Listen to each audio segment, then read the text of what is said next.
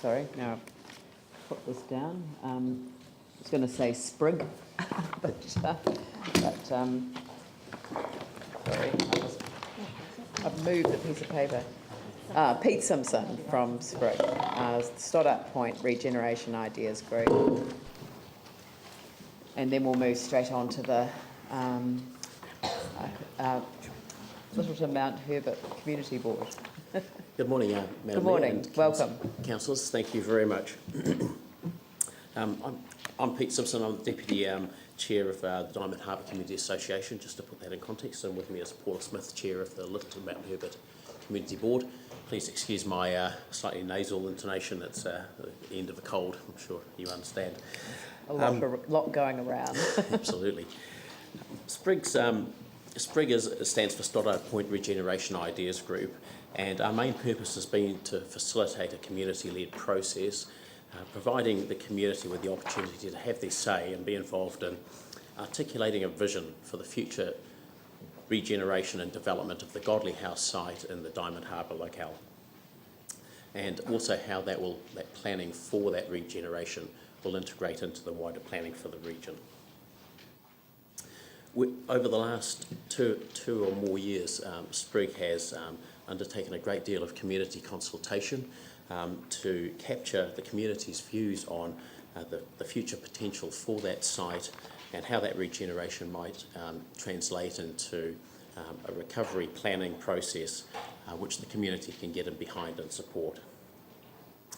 The culmination of that consultation has been captured within the Getting to the Point report, which we presented to the Community Board in June, and that brings together all of the documentation and consultation that has taken place over those years subsequent to the earthquakes.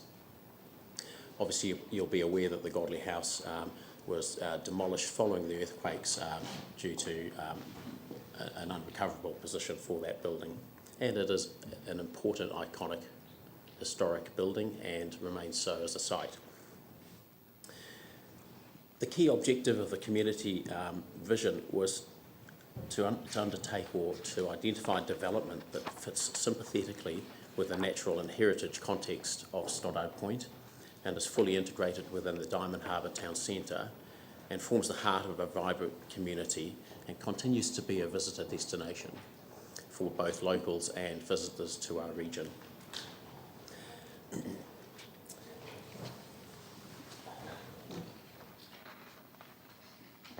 I've realised I'm not pushing the right slide down. Actually, thanks, Paula. So at our deputation to the Community Board, we asked for a number of resolutions, and they were summarised broadly as that the council staff would hopefully pick up the information and the great consultation in our Getting to the Point report and use that as supporting information for planning for the Diamond Harbour Town Centre, and that secondly that the board and the council support a formal engagement and consultation with our community about the issues and opportunities highlighted in that report, and to enable a number of projects to be planned and developed for submission into the council long-term plan next year. And thirdly, the community were looking for a dedicated resource, which was, I think, an understanding of the recovery process for smaller regional centres, so that we actually have someone we can take a positive and active consultation process with the council to take this planning forward. And so today the three resolutions are before the council. Yes, please. Let me quickly touch on the community objectives in some detail. We've lost a valuable facility, and that served as a visitor and local attraction. And really we need to consider a planning mechanism and the funding requirements to regenerate that site. And that regeneration can't happen in isolation without a broader context of the wider Southern Harbour Bays regional development.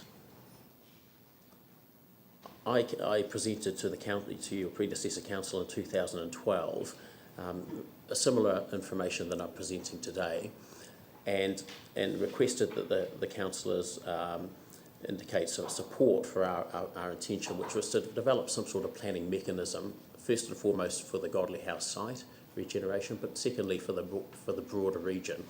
And I use the term a quasi-master plan as something which the local community and the council could participate in developing.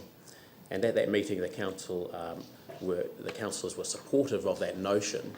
Unfortunately, the key downfall was that the mechanism for implementation wasn't established following that council meeting, and also following the Mayor's delegation out to Diamond Harbour to come and see the site and talk to the people and be presented with the information and consultation. And so that's what I'm hoping to achieve today on behalf of the community, is to get that engagement with council formalised and to be able to take the planning process forward. As I said, we recognise that although this building and site were part of the facilities rebuild programme, subsequent to the demolition of the building, that site has fallen out of that programme.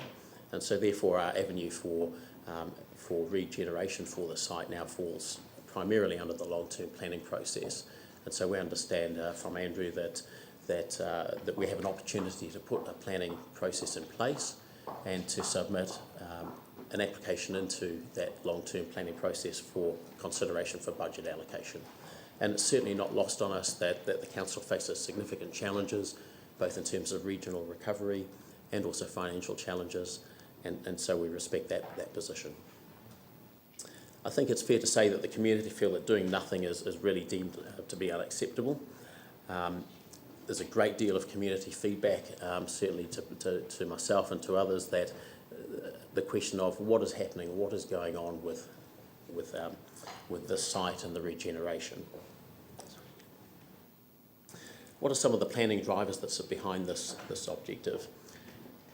There's a feeling, I think, locally that there hasn't been a great deal of proactive planning historically in our Southern Harbour Bays region, but really that we have a right to really compete for development funding alongside other communities such as Littleton, Sumner, as a growing regional area.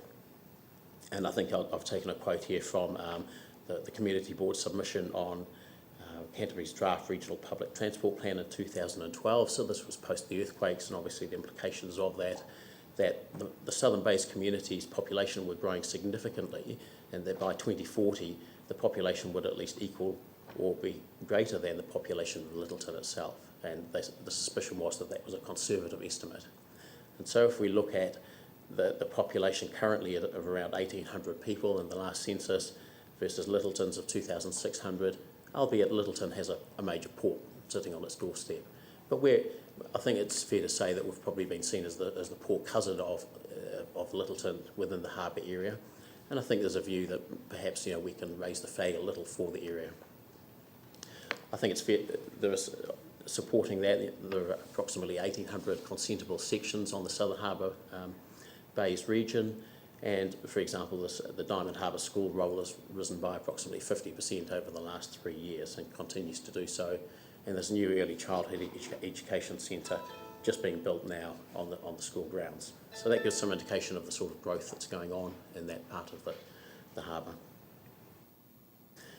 I think I talked before about the community feeling that there's an information vacuum, and certainly there's been a lot of wild speculation around the insurance aspects relating to the Godley House building.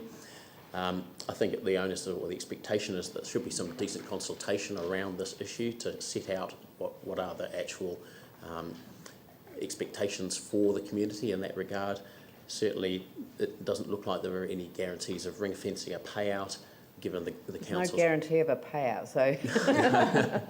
Yeah, I mean, no, I don't write that down, media, please. No, I'm just saying that flippantly, but the truth is that we're not holding anything back from the community that we could share. So we're in negotiations for a global settlement, but while that is happening, we are processing each individual claim as it goes. So I don't think that there's any desire to keep that information from people. So we can check what the Godley House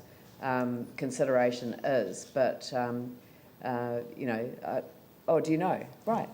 It's indemnity is approximately 400,000. Yeah. And but It's actually has it destroyed. been? It's not there. I believe Was all it the piles have even disappeared. Was it accepted from the insurance company that it was a demo job? No, that's not. But that's what basically what we believe should be paid out for it on indemnity.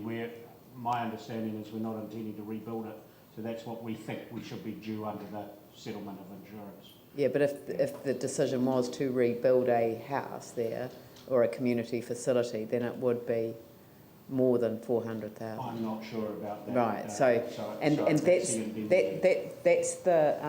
That's the nub of the problem that we face as a council, because obviously it would be in the council's best interest to get a global settlement. That doesn't mean that we will get the indemnity or the rebuild value for each individual asset.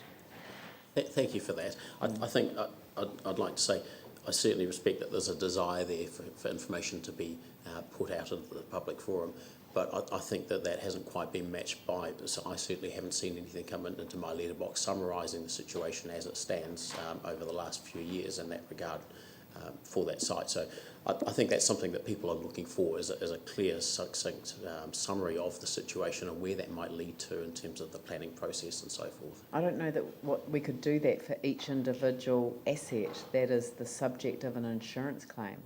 I was thinking more on a regional, sub-regional level. So. Right. Okay. All right. No. Well, sorry.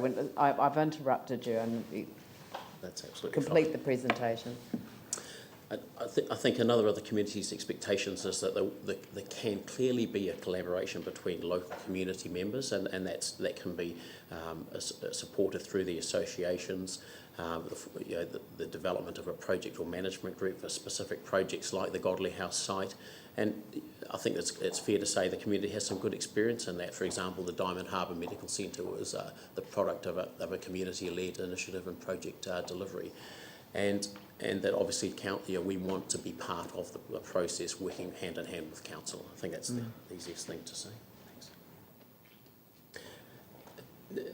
The collaboration, that's what it's all about. The community would like to collaborate with the council. If that is just a plan for the Godley House site, or if it's a more broader regional quasi-master plan, then there are quite a number of people in the community who are supportive of that approach and would make the effort to work with council to get plans into the long-term planning process.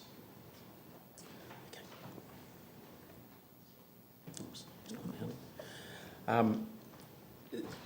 I've got in the presentation here just some of the schematics that I presented to the Community Association, which capture the key components of the actions timeline through to that long-term planning process. The first obviously is around the foundations, removal of the newer foundations and the retention and management of the older foundations per the historic or the archaeological report that council have considered.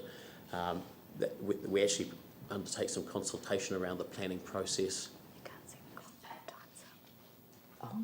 Obviously, we've been using that site successfully for summer music concerts and art festivals, and that will continue until such time as planning and development are ready to take place.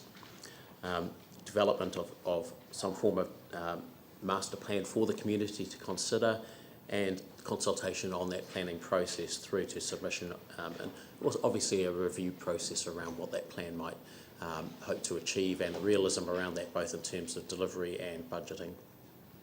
And finally, a submission into the long-term planning process next year for consideration. I've got a few pictures here just from the site. This is the view from down in the Diamond Harbour domain, down by the car park above the wharf, looking back at the Godley House site, and as you can see, it's reasonably encroached by the trees. And there's a picture of the entry pathway past the Godley House foundations into the main area of the site. It's a view back out towards the harbour through some nice agapanthus there, but the bottom line is that the view is highly precluded by a lot of growth over the last 10 or 20 years. A lot of that is non-Indigenous species of pines, and there's a significant amount of maintenance there. Opportunity to open that up and actually make full use of the site. These are the old foundations which are proposed to be retained until a future decision is made about their retention or removal. And some of the rubbish that was on the site a few weeks back that presents a visual and a health and safety risk to locals and visitors now that the fences have been removed. So in conclusion, I'd like to thank you for your time. We would appreciate consideration of the resolutions that were put forward by the Community Board on behalf of the Council, and hope we can move forward to a successful collaborative planning process for our region. Thank you. Thank you very much. So that's the 10 minutes that's been allocated for your presentation. So I propose now that we move straight on to the Community Board item on the agenda,